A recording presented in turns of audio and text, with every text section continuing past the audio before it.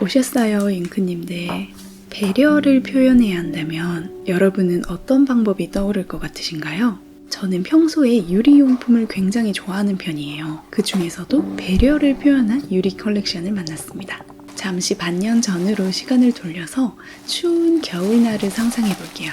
아침에 일어났더니 간밤에 내린 눈이 소복하게 쌓여 있어요. 예쁜 것도 잠시 눈을 치울 고단함이 미리 밀려오는 저는 어른입니다. 그런데 문을 열었더니 우리 집 앞 눈을 이미 누군가 빗자루로 쓸어둔 걸 발견했어요. 말없이 이웃의 눈을 아침 일찍 쓸어내는 풍경이 하루 글라스가 표현한 배려입니다. 플레이트가 예쁘기도 하지만 이렇게 참신하면서도 사랑스러운 비유를 작품으로 만들어내신 데 감동했어요. 접시를 바로 구매했습니다.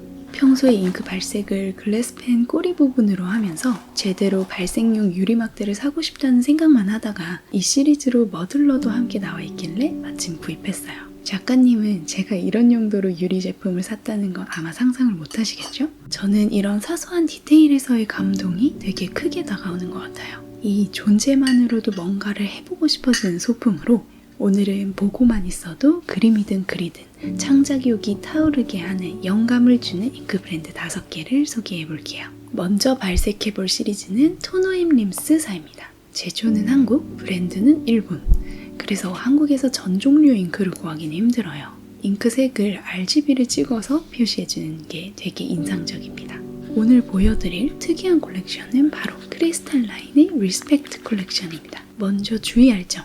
이건 안료 잉크라서 만년필을 넣으시면 안 돼요. 딥펜과 유리펜으로만 사용해주세요. 리스펙트 콜렉션은 명화에서 영감을 받아 탄생한 라인이고요. 유명한 그림 안에 들어간 여러 색을 한 잉크에 담았습니다. 베이스 잉크색 외에 추가로 피그먼트가 들어있어요. 그래서 만년필에는 넣지 못하는 까다로운 잉크가 되지만 펄 입자가 아닌 추가 안료 입자를 가미한 게 정말 인상적이더라고요. 내가 똑같이 한 획을 긋더라도 디핑하는 순간의 우연에 의해서 다른 색 조합으로 발색이 됩니다.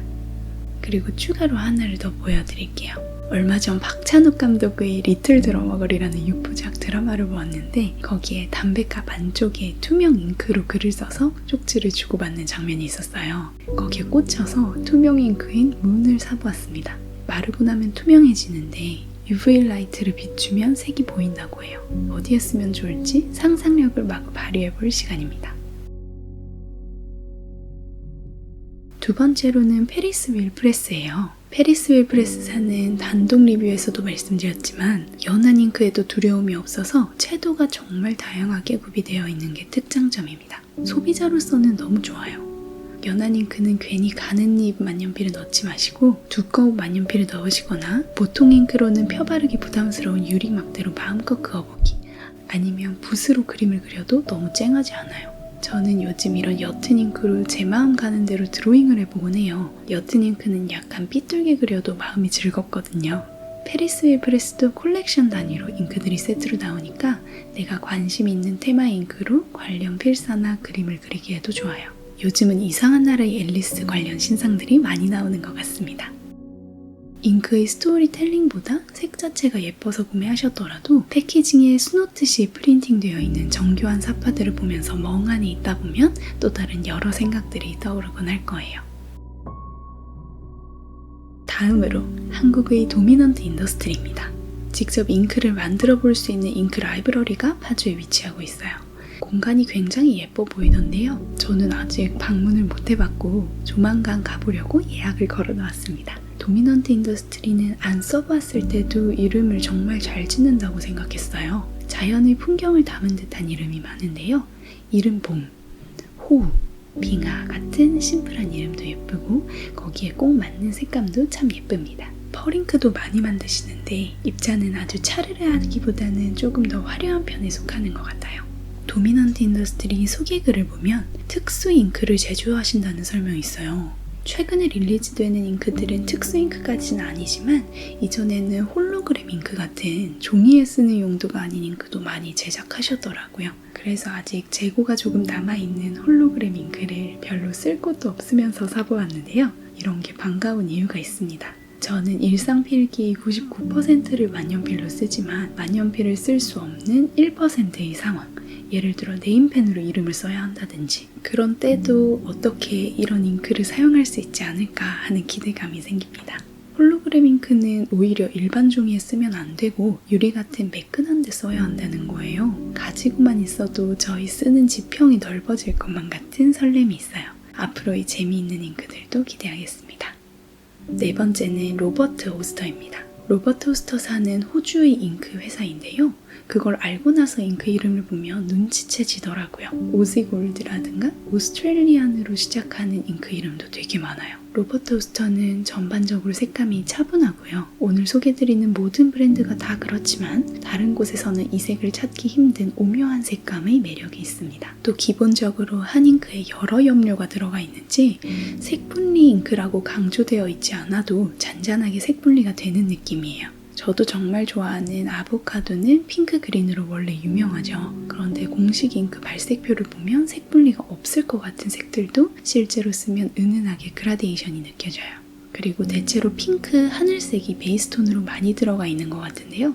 개인적으로 취향 저격입니다. 펄잉크는 쉐이크 앤 쉬머 라인이 따로 있는데 생각해보니 저는 아직 하나도 안 써본 거예요. 다음에 펄잉크를 드린다면 로버트 오스터 잉크를 염두에 두어야겠어요.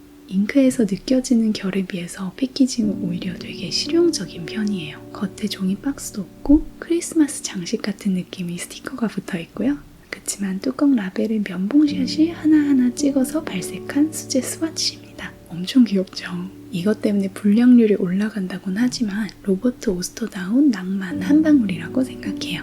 마지막 제가 애정하는 브랜드 세일러사의 마뉴 잉크입니다. 세일러야 워낙 많은 잉크를 만들지만 마뉴 잉크는 이상하게도 하나같이 예뻐요. 한 시즌에 8개 잉크로 시즌2까지 나와 있고 얼마 전 시즌3의 4가지 색상이 공개되었어요.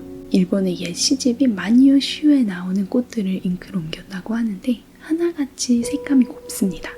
마뉴 잉크가 7, 8세기의 작품들을 배경으로 한 거라는 건 모르는 분들이 많을 것 같아요. 저는 이런 지독한 디테일을 너무 사랑하는지라 마뉴 잉크는 지금 소문으로만 있는 것들도 언젠가 본병으로 완전한 세트를 구비해 보려고 합니다. 그 전에 일단 그새 모자라게 된 잉크장을 추가로 정비를 좀 해야 해요. 마뉴 잉크는 하나하나 색 분리가 엄청나거나 색가 너무 예쁘거나 하늘 아래 둘도 없는 색감 매번 쓰면서도 감탄하게 됩니다.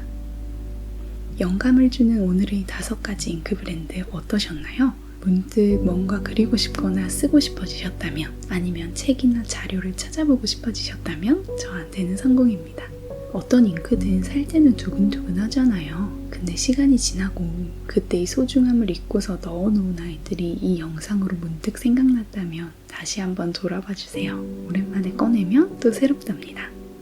이제 아침 저녁으로는 가을 바람이 살짝 불어오기도 하는데 지금 꺼내신 잉크로 올 여름 이벤트를 간추려 기록해보는 것도 재미있을 것 같아요. 잉크님들 모두 편안한 밤 되세요.